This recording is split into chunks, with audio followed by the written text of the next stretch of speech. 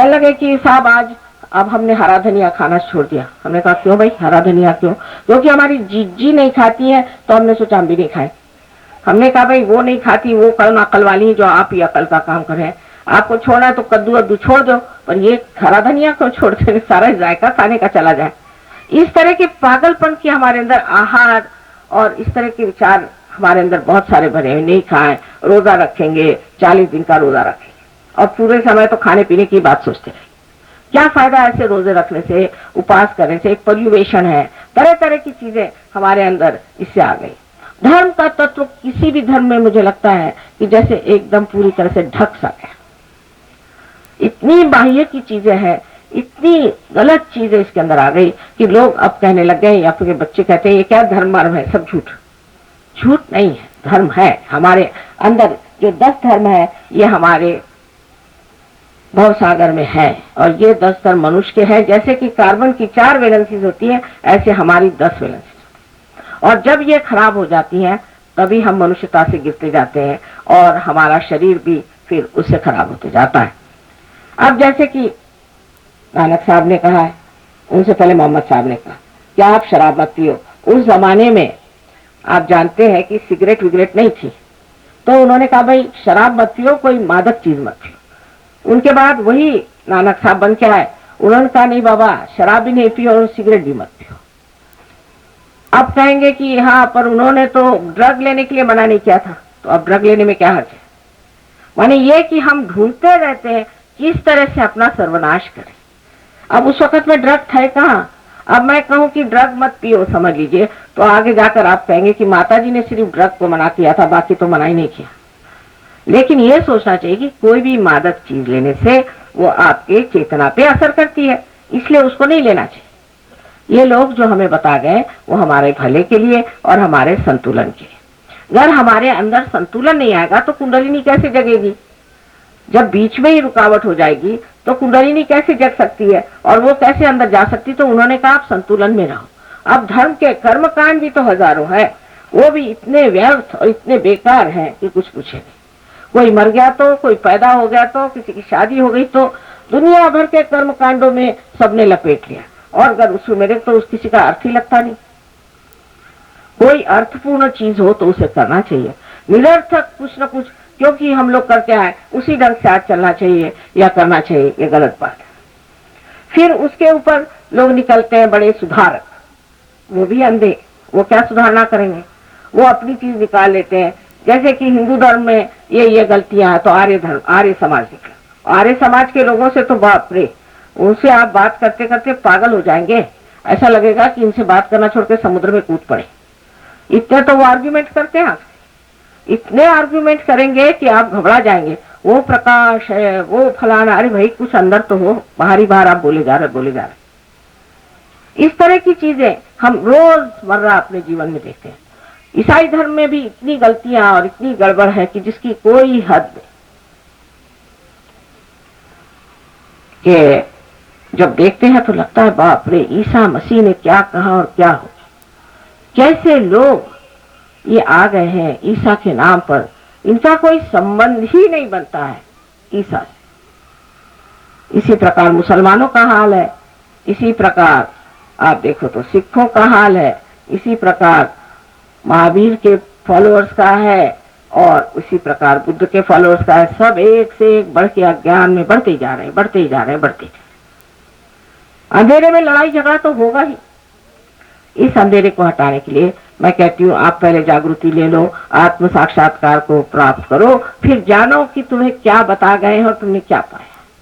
मैं तो कहती हूँ सभी बहुत ऊंचे लोग थे, लेकिन उनका तत्व जो है वही छूट गया और इतना विद्रूप लूप होकर के हर आदमी बदनाम, हर धर्म बदनाम है। अगर आपको ईसाइयों के बारे में पूछना है तो आप जाके जूस लोगों से पूछे, तो जूस बताएंगे कि ईसाई कितने अधर्मी हैं। और जूस के बारे में पूछना हो तो आप मुसलमानों से पूछ लीजिए, तो बताएंगे देखिए कितने अधर्मी। और मुसलमानों के बारे में पूछना हो तो हिंदुओं से पूछ लिए, बताएंगे महाअधर्मी। और हिंदुओं के बारे में पूछना हो तो और लोग जो हैं बुद्ध धर्मी, वो बताएंगे कि ये बिल्कुल बेकार लोग हैं। जैन लोग तो सोचते हैं कि सभी लोग बिल्कुल बेकार है, हम ही एक विशेष रूप के हैं क्योंकि हम मच्छर भी नहीं मारते। अब ये क्या मैं मच्छर और मुर्गियों को रियलाइजेशन देने वाली हूं क्या? उनको बचा करके क्या करना है? अरे भाई, इंसान जो है ये तो उत्क्रांति की चरम सीमा है, एपिटोम ऑफ इवोल्यूशन। यही तो न पाएगा ये। बाकी सब चीजों का इतना महत्व करने की क्या जरूरत है और उनके पीछे भागने की क्या जरूरत है कि साहब हम तो है कि हम मच्छर भी नहीं, हम खटमल भी नहीं मारते। क्या कहने आपके? आप बड़े बहादुर आदमी। इस प्रकार की धारणाएं हमारे समाज में इतने तरह से फैली हुई है और फिर लोग कहते हैं कि धर्मनिरपेक्ष है हम लोग। अरे भाई, धर्मनिरपेक्ष हो पर असली धर्म को क्यों न जगाया जाए जो हमारे अंदर 10 तत्वों में बसा हुआ। एक बार कुंडलिनी के जागरण के बाद, एक सहयोगी बनने के बाद ये 10 धर्म उसके अंदर जाग जाते। फिर वो चाहे तो शराब नहीं पी सकता, मैं कुछ नहीं कहती हूँ, तो मैं कहूंगी आधे लोग उठ के चले जाएंगे, शराब मत पियो, समय कभी नहीं कहती। अगर मैं कहूंगी तो आधे लोग उठ के चले जाए, और फिर देख लेना आप पी नहीं सकते। उसके बाद में उसके जो चोरी करने की आदत वो चली जाएगी, उसके अंदर जो स्त्रियों के प्रति या पुरुषों के प्रति एक तरह की गलत धारणा है वो चली जाएंगी।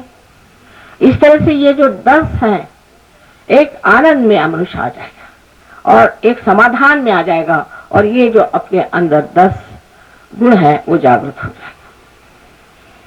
इसलिए मैं कहती हूँ कि किसी गुरु के पास जाने के से पहले उनके शिष्यों को देखो, उनके शिष्य कैसे हैं। लेकिन अगर आपके दिमाग में अभी भी ऐसे ही गुरु बसे हैं जो बकवास करते रहते हैं सुबह से शाम तक, ये बोल वो बोल, ऐसे भी गुरु हैं जो कहते हैं कि दुनिया में कोई सत्य है ही नहीं और कोई सच्चा गुरु है ही नहीं, क्योंकि ये नहीं है तो इस से कोई हो ही नहीं सकता, और उनको ही लोग बहुत मान करके इतनी गलत रास्ते पर चल पड़े हैं। जब असत्य होता है तो उसका सत्य भी होना ही, नहीं तो मनुष्य एकदम आज कहां से कहां पहुंच जाता और खत्म हो जाता। उस सत्य को मानने के लिए पहले अपने अंदर धर्म जागरण होनी चाहिए, और वो कुंडलिनी के जागरण से हमारे अंदर हो जाते हैं। धीरे धीरे कुंडलिनी अपना पूरा प्रकाश अपने धर्म स्थानों पर दे देती है और मनुष्य असल माने में धार्मिक हो जाता है, नकली माने में नहीं। जैसे कि हमारे यहाँ किस्सा है कि एक बार नामदेव एक कावड़ लेकर के और पानी लेकर के द्वारिका जा रहे थे, और पूरे समय वहां से चल करके वहां तक पहुंचे, और अब मंदिर में चढ़ने की बात आई तो वहां देखा एक गधा प्यास से मर रहा है, तो उन्होंने अपने कावड़ का सारा पानी उसी को दे दिया। तो उनका क्या कर रहे हो, तुम तो भगवान को चढ़ाने आए थे। मैंने कहा कहने मैंने भगवान ही को चढ़ा दिया। अब वहीं से लौट पड़े।